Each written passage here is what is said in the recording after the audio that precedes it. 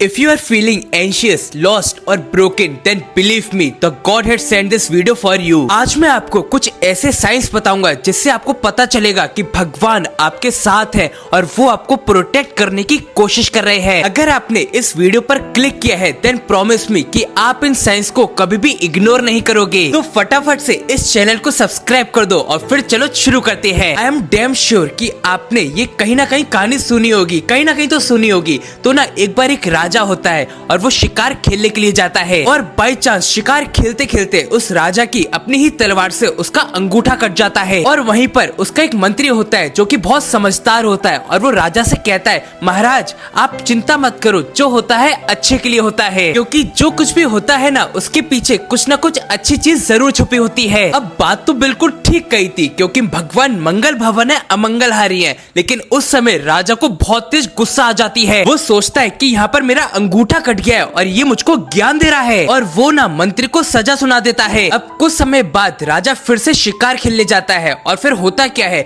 कि वहाँ पर कुछ आदिवासी लोगों का ग्रुप होता है और वो लोग राजा को पकड़ लेते हैं, बंदी बना लेते हैं, क्योंकि उन लोगों को एक रिचुअल करना होता है, उन्हें एक इंसान को सेक्रीफाइस करना होता है, यानी उनकी बलि देनी होती है। तो एक बात तो राजा को कंफर्म हो गई थी कि ये लोग अब मेरी बलि देने वाले हैं। अब जैसे जैसे उनके रिचुअल्स पूरे होने लगे और बलि देने की बारी आई, तो उनमें से एक इंसान ने बोला कि इसकी बलि नहीं हो सकती, क्योंकि राजा के पास एक अंगूठा नहीं है, क्योंकि उन लोगों को एक ऐसा आदमी चाहिए था जिसके पूरा शरीर सही हो, जो फिजिकली परफेक्ट हो। अब राजा के पास एक अंगूठा नहीं था, तो अब वो क्या करते हैं, वो राजा को छोड़ देते हैं। अब राजा को इंस्टेंटली उस मंत्री की बात याद आती है कि भगवान हमें किसी बड़ी प्रॉब्लम से प्रोटेक्ट करने के लिए हमें छोटी छोटी प्रॉब्लम्स दे देते हैं, लेकिन हम कभी भी उन बातों पर फोकस नहीं करते। And I am damn sure कि आप इस वीडियो के बाद इन 5 साइंस पर जरूर फोकस करोगे। तो 5 ऐसे साइन जो भगवान आपसे कहना चाहते हैं और आपको प्रोटेक्ट करना चाहते हैं। First, unexpected people left your life. Unexpectedly कुछ ऐसे सर्कमस्टेंसेस क्रिएट हो गए कि वो इंसान जिसके साथ आप रिलेशन में थे या फिर आपका कोई दोस्त था, वो अचानक से आपकी लाइफ से अलविदा हो गया। अब जब कोई हमारी लाइफ से चला जाता है तो जनरली हमें बहुत ही बुरा फील होता है, और अगर कोई ऐसा इंसान हो जो हमारे बहुत ही क्लोज हो तो आपका पूरा दिमाग डिस्टर्ब हो जाता है। लेकिन यार हमें कुछ ऐसी चीजें समझनी होती है जो एज अ ह्यूमन हमें दिखाई नहीं दे रही होती है, लेकिन भगवान को वो चीजें दिखाई देती हैं। तो जब भगवान को लगता है कि इस इंसान का आपकी लाइफ में काम पूरा हो गया है या इन फ्यूचर ये आपको हर्ट करने वाला है, तो भगवान ऑटोमेटिकली ऐसे सर्कमस्टेंसेस क्रिएट कर देंगे जिससे आपको उसकी रियलिटी पता चल जाएगी या फिर ऑटोमेटिकली वो आपसे दूर हो जाएगा। लेकिन यार हम लोग इतने अनग्रेटफुल है ना कि हम कभी भी उसकी पॉजिटिव साइड देख ही नहीं पाते, और उल्टा हम भगवान से क्वेश्चन करने लग जाते हैं। थोड़ा सब्र रखो, हैव फेथ इन गॉड, और आपका माइंडसेट ऐसा होना चाहिए कि अगर आपके साथ इन चीजों में 1% भी अच्छा हो रहा है, वो मेरे लिए बहुत अच्छा है। और अगर ये आपका कांस्टेंट थॉट होगा ना, तो भगवान आपको ऐसी ऐसी चीजें दे देंगे जो आपके लिए बहुत अच्छी होंगी। अब दूसरी चीज, योर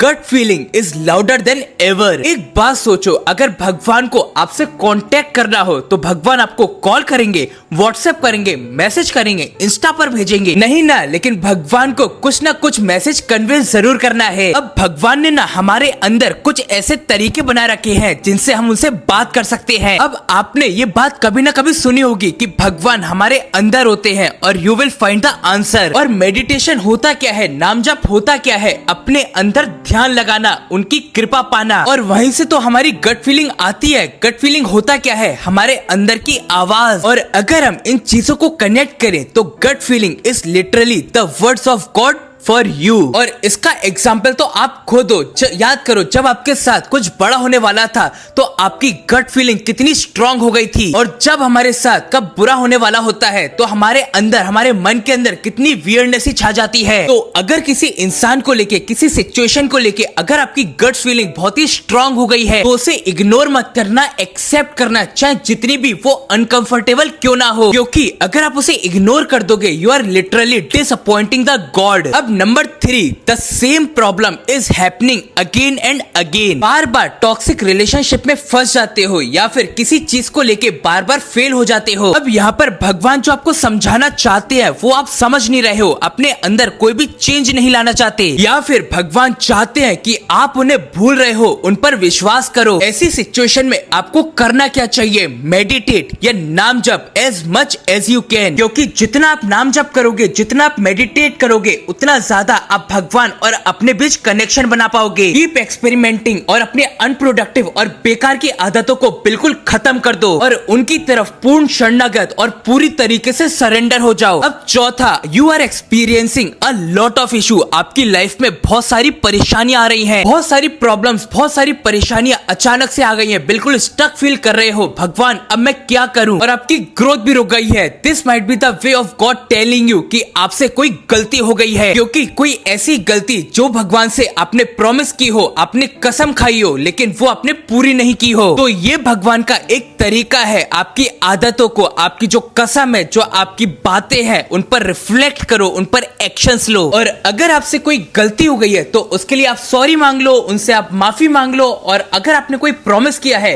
तो उसे पूरा करने की कोशिश करो। लेकिन ना सब्र करना है, ऐसा नहीं है कि आपने वो चीज पूरी कर दी, आपने उनका प्रॉमिस पूरा कर दिया तो कल आपकी सारी परेशानियां सही हो जाएंगी, ऐसा नहीं होगा। हर चीज का एक समय होता है। जिस दिन भगवान को लगा, यूनिवर्स को लगा कि आप धीमे धीमे अपने आप को बदल रहे हो, you are genuinely changing yourself, तो वो ऑटोमेटिकली आपकी सारी प्रॉब्लम धीरे धीरे करके खत्म कर देंगे। फिफ्थ और most important, suddenly you are feeling very motivated to change your life. अचानक से ना आपके अंदर बहुत ही अर्ज फील हो रही है कि पुराने पैटर्न्स को तोड़ने की। अब आपको दिल से, अंदर से ऐसा लगने लगा है कि अब आपको अपने लिए, अपने अच्छे के लिए अपने आप को चेंज करना है। अब आपको अपनी बैड हैबिट्स को छोड़ना है। तो बिलीव मी, ये कोई रैंडम थॉट नहीं है, ये एक डिवाइन इंटरवेंशन है। जिस चीज को लेकर आप प्रोक्रेस्टिनेट कर रहे थे कि भाई कल कर लेंगे, कल कर लेंगे, लेकिन अंदर से आपके अर्ज आने लगी, भाई अब बस हो गया, अब करना है। या फिर आप किसी रिलेशनशिप में स्टक थे जहां पर आपकी कोई वैल्यू नहीं थी और आप अचानक से वहां से बाहर निकल आए। या फिर आपको कोई एडिक्शन थी, बुरी आदत थी, शराब पीने की, जुआ खेलने की, या फिर कोई बहुत गंदी आदत, but finally you are come out of it. तो भाई लिटरली अगर आपके दिमाग में ऐसे थॉट्स आ रहे हैं तो भाई रुकना मत, आपके ऊपर भगवान का हाथ रखा हुआ है। बस आपको ये 3 चीजें करनी है। सबसे पहले आपको अपना पहला कदम बढ़ाना है, दूसरा आपको धन्यवाद देना है,